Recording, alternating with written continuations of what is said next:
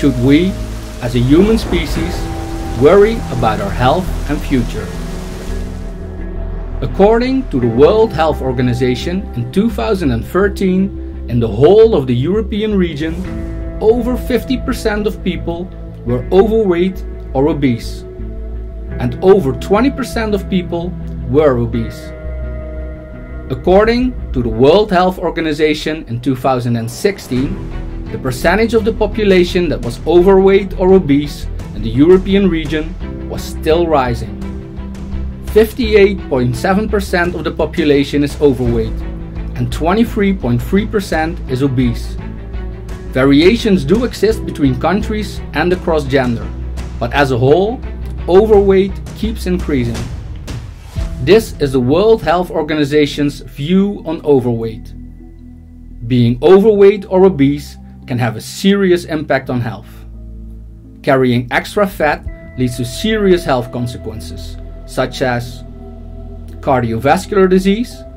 In the case of overweight, this is mainly heart disease and stroke, type 2 diabetes, musculoskeletal disorders like osteoarthritis, some types of cancer like endometrial, breast and colon cancer, premature death, and substantial disability. Annually, 41 million deaths are attributed to NCDs, which are non-communicable diseases and are also known as chronic diseases. This is the equivalent of 71% of all deaths worldwide. The rise of NCDs has been driven by primarily 4 major risk factors: tobacco use, physical inactivity, the harmful use of alcohol, and unhealthy diets. Tackling these risk factors will not only save lives, it will also provide a huge boost to the economic development of countries. Since 1975, obesity has nearly tripled. In this figure, you see a representation of the percentage of adults that are overweight or obese per European country. But obesity is a global issue. Currently, most of the world's population lives in countries where overweight and obesity kill more people than underweight or starvation. Once considered a high-income country problem, overweight and obesity are now on the rise in low and middle-income countries, particularly in urban settings. Childhood obesity is one of the most serious public health challenges of the 21st century. Globally, in 2016, the number of overweight children under the age of 5 was estimated to be over 41 million. And over 340 million children and adolescents aged 5 to 19 were overweight or obese in 2016. Overweight and obese children are likely to stay obese into adulthood and are more likely to develop non-communicable diseases at a younger age. What has happened to us Homo sapiens? And what has happened to our lifestyle over the course of our evolution? Meet our first ancestor, Plesiadapis, which lived about 60 million years ago in North America and Europe. It is one of the oldest known primate-like mammals. From there, evolution ran its course and added many different species to the tree of life. It took another 56 million years to produce the first hominins. Around 4.5 million years ago, Australopithecus emerged in Africa. These hominins were bipedal, which means they started to walk on 2 legs. Then, it took another 2.5 million years until we saw the first of our own genus, Homo. The oldest member of this genus, Homo habilis, lived for 700,000 years, between 2.3 and 1.4 million years ago. It was the first species that started to make simple stone tools. From there, we see the evolution of Homo erectus, Homo heidelbergensis, and finally, only 200,000 years ago, Homo sapiens. They had large brains, used a broader tool set, and used clever hunting techniques. Humans are strong and smart at survival. In 1750, there were 791 million of us. In 2020, global population is estimated at 7.6 billion. And the prediction is that there will be around 11 billion of us around 2100. Our ancestors walked the earth for 2.5 million years. We Homo sapiens arrived only 200,000 years ago. But will we be able to survive those same 2.5 million years like Australopithecus anamensis? How did we use our body and how did we eat? Well, during the first 54 million years, we climbed and crawled. We spent the entire day looking for food and shelter, running, hunting and fighting. For millions of years, our diet was made up of root vegetables, nuts, mushrooms, fruit, meat and fish. About 4 million years ago, we started to walk on 2 feet, but we kept on walking, running, hunting and fighting. Energy was scarce, and what we had to save for more difficult times. When we found energy, we loaded up on it, and when we didn't need to spend energy, we rested and tried to save as much as possible. Only about 10,000 years ago, our lifestyle started to change dramatically. We started settlements and stopped our nomadic lifestyle.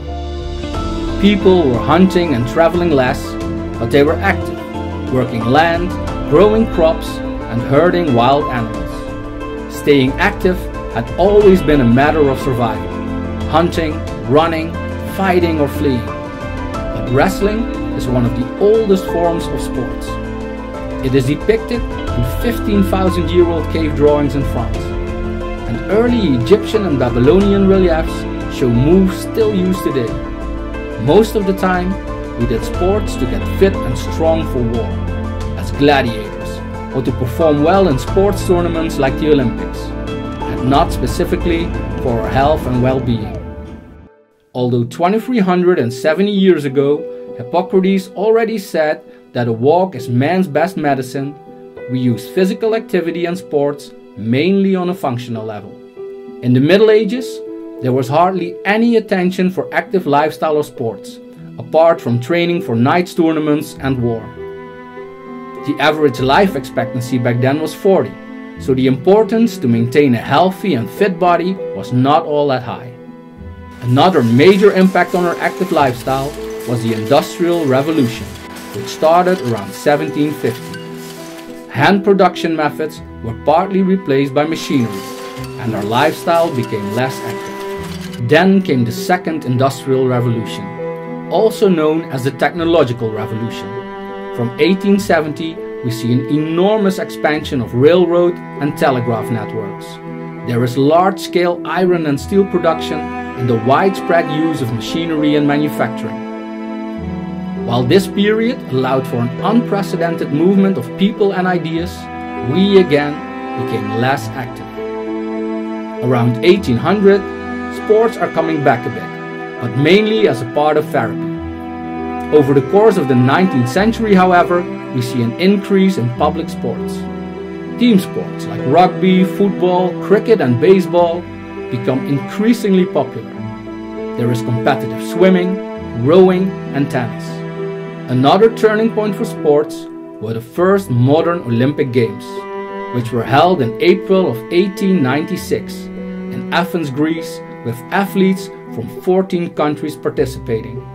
The 19th century also saw some famous advocates for physical exercise, like the American President Theodore Roosevelt.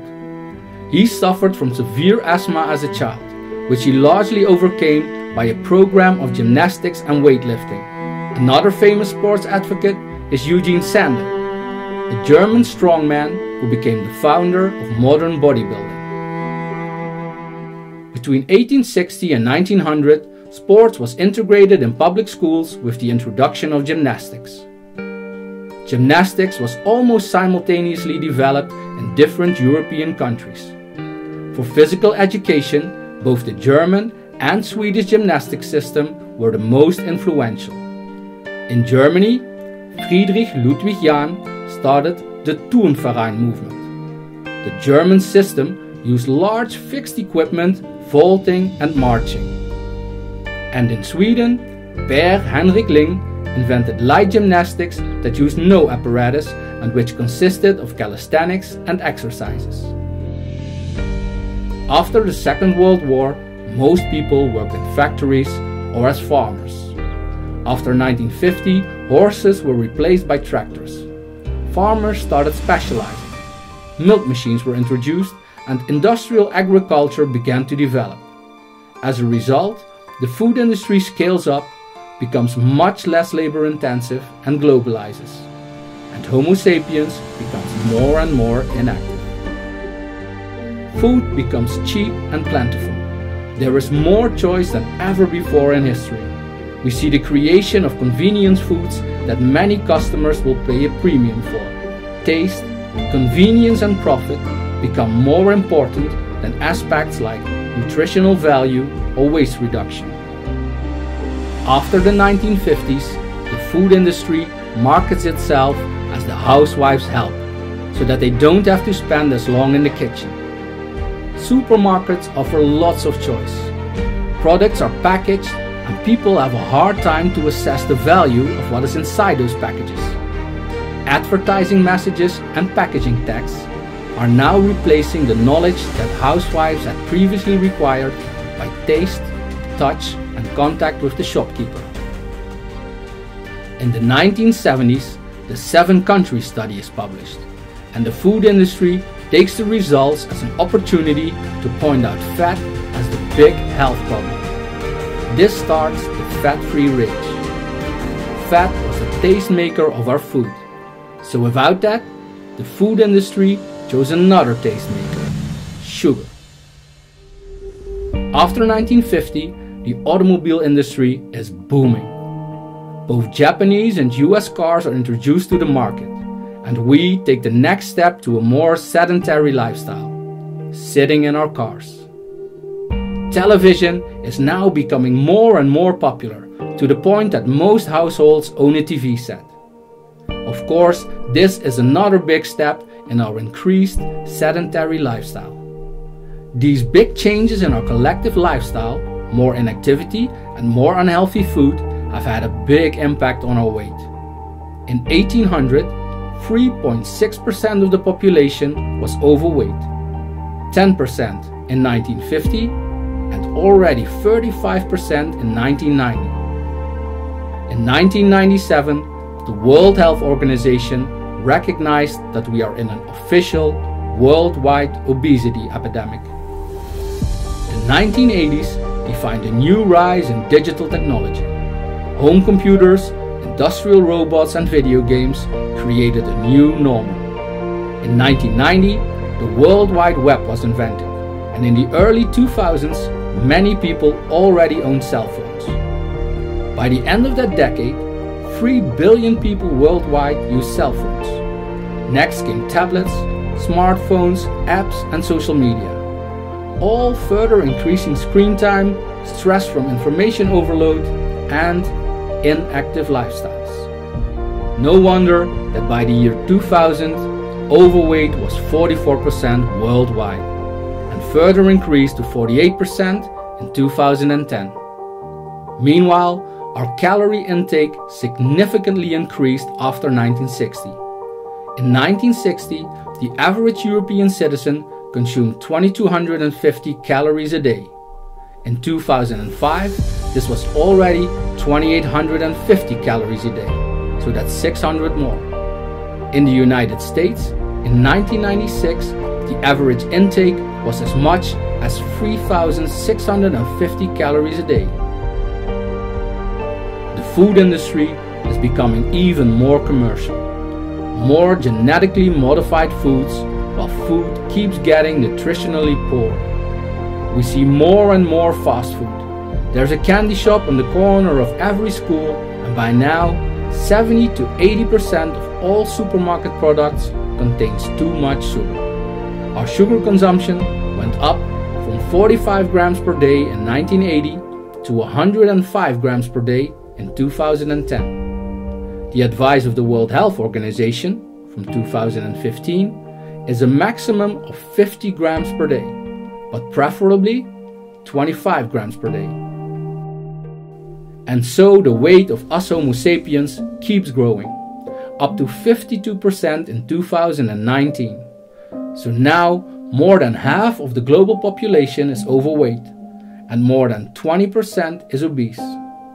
Continuing this trend, according to the RIVM, the Dutch National Institute for Public Health and the Environment, overweight and obesity will further increase to more than 62% in 2040.